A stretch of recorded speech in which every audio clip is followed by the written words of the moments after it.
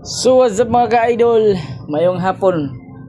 So nag-andam-andam na ta sa atong mga gamit diri sa balay mga idol kay na may umabot nga wagyo og maabaya. So amo lang giandam daan ang among mga gamit.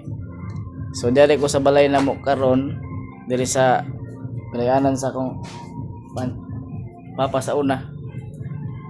So na TV ang nagtanggal ng TV dia kay para safety kay palibuwadan. So kanang mga wifi dia pauli lang sana siya kay basig makaya-kaya ra sa dang panahon.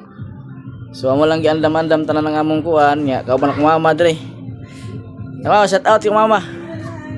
So mo lang nag-andam sa mga gamit ako dia kay para ma safety siya ug libuwanan. Amo lang ready daan kay bisag ang panahon okay pa. Amo lang sa giandam-andam tanan kay para ugma gamay-gamay na lamig andamonon para kung unsay may tabo magkuan mi magbakwit siguro mi ugma kay ang panahon karon kusog kayang bagyo. So moro to mga idol og sa mga baguhan diyan baka naman mag-like and subscribe og follow lang. Sa sa mama na ko ubutan. Kapoy pa more.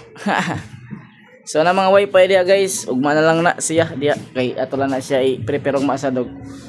Pang kusog-kusog na gid ang panahon o kusog na gid ang uwan ug ang hangin, ang mga fiber dia sagdaan na nato dia. Mahibaw matabo na maputol mo gina siya kay sobra kusog sa hangin.